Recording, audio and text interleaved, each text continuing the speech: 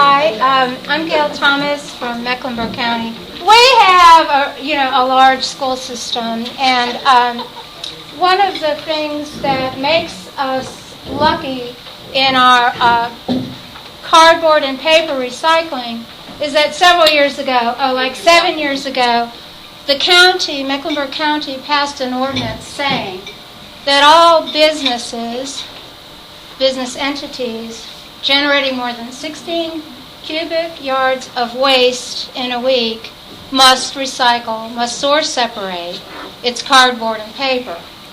Well, every school falls into this category, so it became mandatory for the schools to recycle.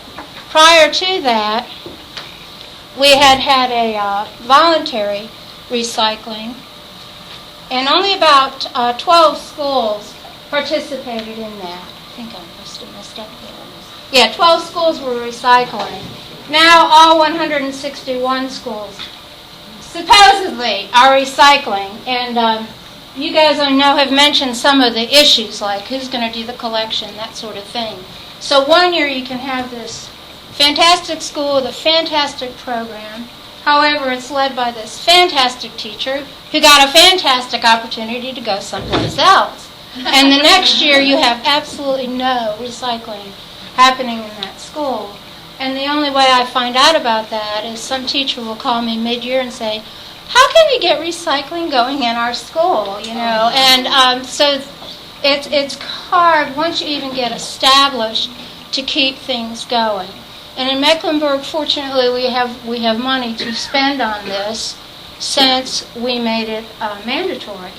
So the school said to us, okay, we'll do it, but you're going to have to help. So we furnish all the bins for all the schools. And for the desks, we have a desk side bin, the little bitty one, for the administrative offices, and the middle bin for each classroom, and then the larger bin for the copier room type areas. And the issue is always who's going to collect from the bins and get it to, in our case, dumpsters. Our dumpsters, we have a waste contract that says that cardboard and paper can be mixed in the same dumpster, and then the waste hauler will take it to our municipal recycling facility. We found that the most successful programs have been those in which the students do the recycling because they have buy-in into their program. They encourage their friends to recycle.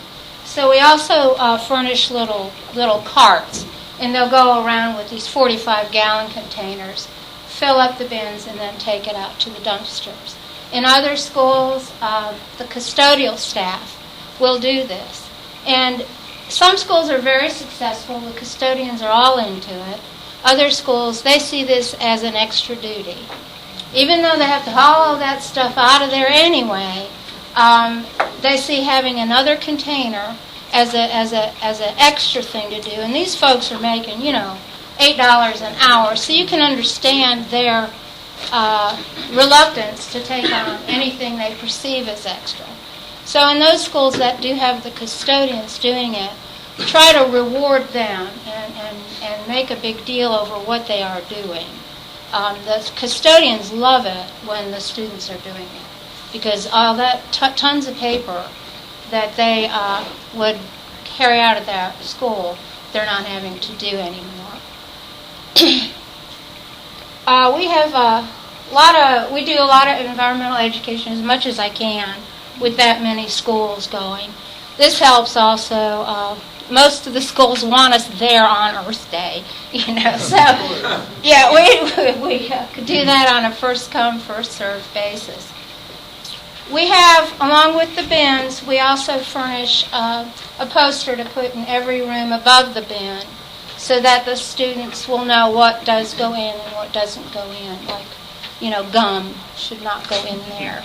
But, yeah, there's always that possibility. So even though our program's been going on now for about 7 years as a mandatory program, I'll get a call from teachers and they'll say, we don't have a program going, how can I convince my principal?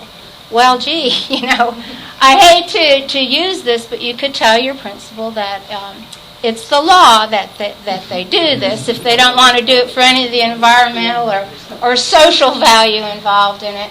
And sometimes the teachers will resort to having to say that. We also have an awards program. In addition to the schools, I have the business recognition program where we recognize businesses who are also following this ordinance, that they have done a good job, and we have this big lunch. And last year I involved the schools, and also this past May. We have it in May. So for 2 Mays now, the schools have been involved, and we give them a gift certificate. This is all details about how they filled out their award.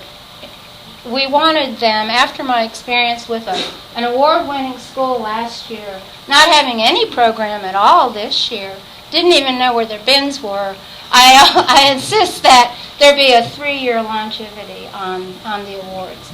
And so students won this year. This came from Metro School. They did this. This school is for children with disabilities all the way from first grade to age 21. And they're using recycling as a learning tool, as a job training tool.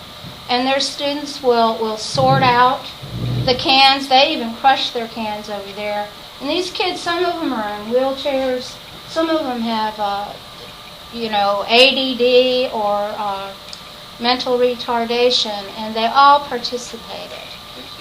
We started a can and bottle pilot program last year, and this year, and we have 16 schools involved in that.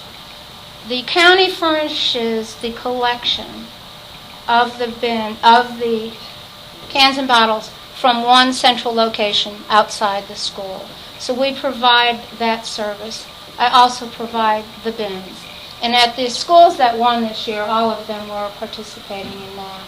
And that's one of the Metro school kids. So here they are. They get to meet politicians at our luncheon. That's Jennifer Roberts, and she's the chair of our county commissioners. And you can't imagine what this means to the students and the teachers. And we invited the principals this year. Yes, I've learned to play politics in the school system. So the principals are there, and this gets in the newspaper. It's on their website. It's on our website. This was an elementary school, and the student council did the recycling there. And this is a junior high, and they had this exercise program where they took 2 reused phone books, taped them together with duct tape, and then did this step program with it. Well, and then after they started to crumble apart, their choice was to either throw all the books away or to take all that duct tape off of them and recycle it. So they did that, and it was a ton of phone books. So they won a prize for that. And this is a Metro school, and it was one of the kids at the luncheon had Tourette's, so it was very interesting that he was there. He didn't say anything bad, but every now and then he'd get excited. So it was pretty cool. But anyway, so rewarding people, whether it be the ultimate reward here of this luncheon and the gift certificate, or just I give them tattoos from Dippy, our RA3. We try to give them everything we can to start out the program with. With the cans and bottles, we use all of the posters that you have, trying to appeal to students.